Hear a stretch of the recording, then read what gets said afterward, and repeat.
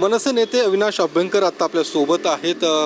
अमित ठाकरे पुणे दौऱ्यावरती आहेत. त्यांच्याकडे जबाबदारी जी आहे ते पुण्याच्या संपर्क प्रमुखपदात 3 दिवसीय हा दौरा आहे.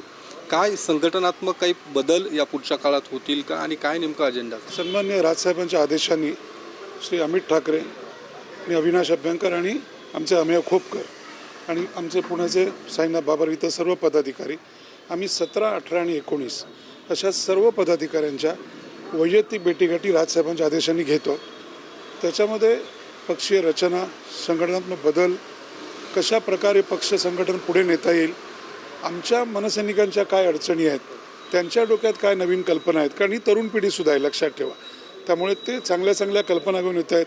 त्यांच्यात अमित स्वतः आल्यामुळे त्यांच्यात एक शेवटी ठाकरे हे सगळ्या प्रश्नांचं उत्तर असतं. मग ते राजसाहेब ठाकरे असोत किंवा अमितजी असोत, परंतु त्याच्यामुळे त्यांच्यात एक उत्साह आलेला आहे. लोकांमध्ये ज्याला म्हणतो क्युरिओसिटी वाढलेली आहे की नक्की आता मनसेची, कारण शेवटी एक लक्षात ठेवा, ह्या सर्व राजकारणाला यशापयशाचं गणित सोडा, परंतु सामान्य जनता आणि मतदार कंटाळलेला आहे की सत्तेकरता खुर्चीकरता जे ॲडजस्टमेंट केले आहेत ह्याच्यात फक्त एकच नेता वेगळा आहे, तो राजसाहेब ठाकरे आहे. आणि मी अत्यंत जबाबदारीने बोलतो आहे की त्यांच्यावर कोणी शिंतोडे उडवू शकत नाही की खुर्चीकरता सत्तेकरता राजसाहेबांनी काही ॲडजस्टमेंट केलं. कार्यकर्त्यांचा जोश उत्साह आहे, तोच आहे, तो वाढलेला आहे. आणि हा दौरा झाल्यानंतर मग संपूर्ण पिंपरी चिंचवड असेल, इतर सर्व ज्या 21 पुणे जिल्ह्याच्या विधानसभा आहेत तिथे आमचा सर्व दौरा असेल. आणि त्याच्यानंतर वैयक्तिक भेटीगाठीनंतर परत दर महिन्यातले साधारण 10 ते 15 दिवस आम्ही इकडे असू. आम्ही तो संपूर्ण अहवाल आम्ही सर्वजण सन्मान्य राजसाहेबांना देऊ.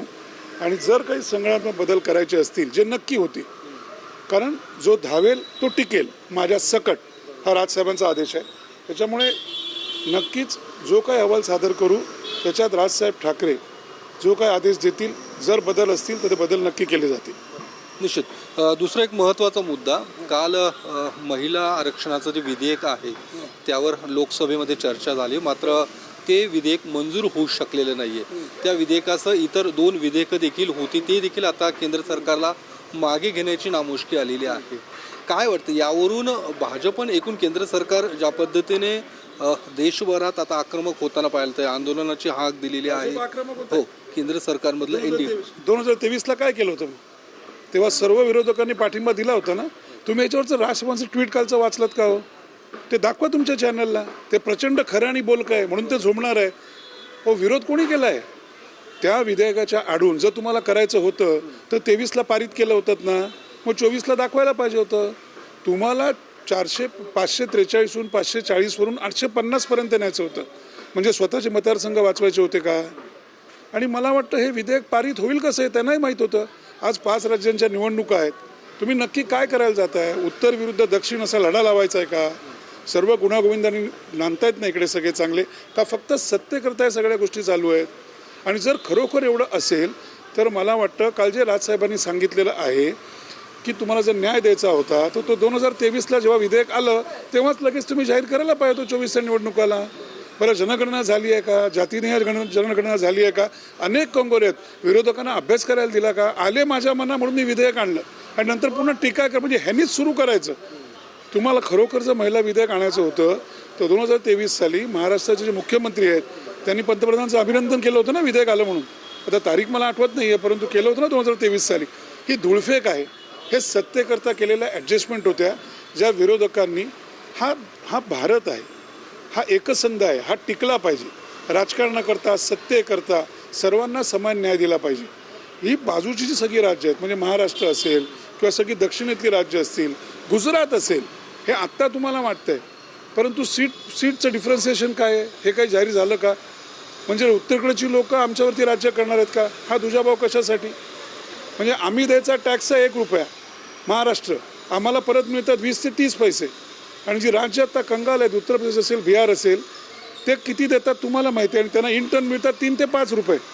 आणि अजून हे सगळं आमच्या बोजवर. म्हणजे शेवटी भारताची सगळी जी काय आपण ज्याला म्हणतो की राजकारण आहे हे तुम्हाला उत्तरेच्या हातात द्यायचं आहे का सगळं देऊन? असं चालणार नाही. महिला विधेयकाला कधीही राजसाहेबांचा मनसेचं किंवा कोणाचाही विरोध नसेल. 100% महिलांना वाटा हा मिळालाच पाहिजे कुठल्याही परिस्थिती. राजसाहेबांची भूमिका आहे. पण त्याच्या आडून जर तुम्ही इतर गोष्टी करायला जाल तर त्याला फक्त मनसे नाही तर या देशातील जनतासुद्धा आणि इतर विरोधी पक्षसुद्धा विरोध करतील. पण ज्या पद्धतीने भाजप आज म्हणतं की महिलांच्या विरोधातला विरोधी पक्ष आहे आणि याचं कुठेतरी त्यांना परतफेड द्यावी लागेल किंवा यांना महिला निश्चित जाब विचारतील, अशा पद्धतीचं भाजपचं आता म्हणणं आहे. मग देशातील महिलासुद्धा भाजपला जाब विचारतील ना. 2023 साली तुम्ही महिला विधेयक आणलं होतं ना, मग ते का नाही पारित केलं? आजपर्यंत का थांबलात? अचानक 3 दिवसीय अधिवेशन का काढलं? अचानक 543 हून 850 पर्यंत जायची वेळ का आली? ह्याचा जनगणना झाली आहे का? 2011 साली शेवटची झाली होती, त्यावर आधारित तुम्ही करणार होतात का? ही अनेक प्रश्न आहेत, उत्तर आहेत. जर भाजप रस्त्यावर आली, जर भाजपच्या सन्मान्य महिलांनी प्रश्न विचारले, तर या देशातील महिलासुद्धा प्रश्न विचारतील, लक्षात ठेवा. आणि या देशातील महिला सर्व भाजपच्या बाजूने नाही आहेत. त्यांना जे काय मतदान झालं आहे ते 30-40% आहे. उर्वरित 66% ज्या महिला आहेत, ज्या कोणी महिला मतदार आहेत, ज्या कोणी माता भगिनी आहेत, ज्या कोणी ताई आहेत, त्याही प्रश्न विचारतील. विरोधक कसे शांत बसतील का? त्यातल्या सर्व महिला त्यांच्या बाजूने, त्यांच्या महिलांनी पहिलं ह्याचं उत्तर द्यावं की 2023ला हे सगळं पारित केल्यानंतर 26पर्यंत थांबून परत तोच घाट कसा काय घालू शकता तुम्ही? ते 24ला जाहीर करायला पाहिजे होतं. हा सोपा प्रश्न आहे. राज्यातला विषय आहे. गेल्या काही दिवसांपासून नाशिकचं जे TCS कंपनीतलं धर्मांतर प्रकरण आहे, त्यातलं जे काही मुख्य जे आरोपी आहे, अर्थात ती HR ती फरार आहे. त्यातले काही आरोपी अटकेत आहे. मात्र यातनं रोज नवीन खुलासे होताना दिसत आहेत. विदेशातनं फंडिंग या सगळ्या कंपनीला होताना दिसत आहे. राजरोजपणे अशा पद्धतीने कॉर्पोरेट सेक्टरमध्ये धर्मांतरांचे प्रकरण सुरू असताना पाहायला मिळतात. मनसे आणि तुम्ही नेमके या सगळ्या प्रकरणाकडे कसं पाहता? मनसेची भूमिका काय बाबतीत कठोर राहिलेली आहे. राजसाहेबांनी सांगितलेलं आहे आणि त्यांचाच प्रश्न आहे की राज्याचं गृह खातं करतंय काय? हा प्रश्न तुम्ही गृह खात्याला विचारला पाहिजे, आम्हाला विचारण्यापेक्षा. आम्ही तर जागरूक आहोतच. राजसाहेब ठाकरे गेले 19 वर्ष म्हणतात की जर महिलांवरती अन्याय अत्याचार होत असेल तर त्यांना कठोरातलं कठोर शासन करा. कोणी धर्मांतराच्या गोष्टी करत असेल त्यांना जास्तीत जास्त कडक शासन करा. मग तुम्ही म्हणता की राजसाहेब ठाकरे अत्यंत कडक आणि काय देश तोडणाऱ्या गोष्टी बोलतात. शेवटी आम्हालाही देश आणि भारत एकसंधच पाहिजे, महाराष्ट्र एकसंधच पाहिजे. पण जेव्हा शासन कमी ठरतं तेव्हा मनसेला आणि राजसाहेबांना बोलायला लागतं. आणि माझी खास करून विनंती राहील की हा प्रश्न गृह खात्याच्या सरकारच्या हातातला आहे, तो मनसेला हातात घ्यायला लावू नका. जर महाराष्ट्र सैनिकाने हा विषय हातात घेतला तर मनसे राजसाहेबांच्या दिशेने काय करू शकते हे मी तुम्हाला नव्याने सांगण्याची गरज नाही आहे. कारण प्रश्न कुठलाही असेल त्याचं उत्तर हे शिवतीर्थावरती असतं, हे महाराष्ट्राने पाहिलं आहे. आणि ते खरं असतं, ते महाराष्ट्राच्या जनतेच्या भल्याचं असतं. कुठलंही समोर राजकारण किंवा खुर्ची ठेवून केलेलं नसतं. दुसरं, या धर्मांतरासोबत खरात प्रकरण ते देखील महाराष्ट्रात सुरू आहे. काल त्यांचाच एक जोडीदार तर साथीदारांचा अपघाती मृत्यू झालेला आहे. त्यावरून देखील विरोधी पक्ष संशय व्यक्त करत आहेत की घातपाताची शक्यता व्यक्त केली जात आहे. कारण ती जी व्यक्ती आहे शेळके म्हणून, ती देखील काही दिवसांपासून तणावात होती आणि ज्या पद्धतीने संपूर्ण प्रकरण हाताळलं जातं आहे, तुम्हाला वाटतंय घातपात आहे तो शेळकेचा ज्या पद्धतीने? जे काय आहे मी तुम्हाला परत सांगतो, ह्याच्यामध्ये हे गृह खात्याचं काम आहे. हे त्यांनी अत्यंत ह्याच्या तळापर्यंत जाऊन कोण दोषी आहे, नक्की काय गोष्टी आहेत या घडल्या पाहिजेत.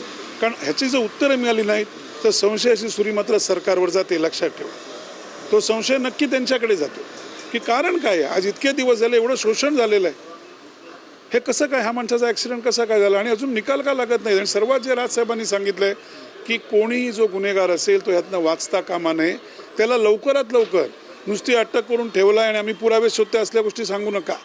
आता अनेकांनी तक्रारी केलेल्या आहेत, आता एकाचा मृत्यू झाला आहे तुम्ही सांगताय ॲक्सिडेंटमध्ये. त्यामुळे याच्यात सरकारने तातडीने इंटरव्ह्यून करून त्यांना कठोरातलं कठोर शासन केलं पाहिजे. आमची तर मागणी आहे की त्यांना फाशी शिक्षा दिली तर चालेल. असल्या नराधमांना कुठल्याही प्रकारे जामीन देता कामा नयेत. जे महिलांशी छेडछाड करतात, जे महिलांचा विनयभंग करतात, जे महिलांचा अपमान करतात, त्यांना कुठल्याही प्रकारचं कठोरातलं कठोर शासन हे झालंच पाहिजे. शेवटचा प्रश्न, विधान परिषद निवडणुकीचा कार्यक्रम जाहीर झालेला आहे आणि महाविकास आघाडीकडून उद्धव ठाकरे यांना जर उमेदवारी दिली तर ही निवडणूक पूर्णपणे बिनविरोध होईल अशी एक शक्यता किंवा चर्चा सुरू आहे. कारण काँग्रेसने देखील पाठिंबा उद्धव ठाकरे यांच्या नावाला दिलेला आहे. दुसरीकडे शरद पवारांनी यापूर्वीच उद्धव ठाकरे यांना समर्थन देण्याचा निर्णय घेतला आहे. काय मनसे नेमकं काय खरं तर मनसे या सगळ्या निवडणुकीच्या कुठल्याही याच्यामध्ये नाही, मात्र मनसेची नेमकी काय भूमिका असेल की उद्धव ठाकरे यांचं नाव? मनसेची ह्या संदर्भातली कुठलीही जी भूमिका असेल ती आमचे नेते सन्मान्य राजसाहेब ठाकरे जाहीर करतील, ती आम्ही करू शकत नाही. धन्यवाद.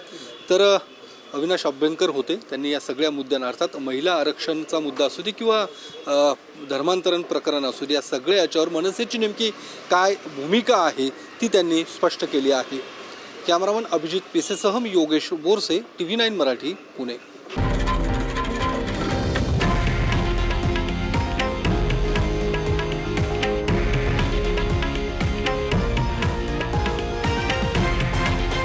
हे आहे देशातील नंबर 1 न्यूज नेटवर्क आणि आपण पाहत आहात TV9 मराठी, एकमेव.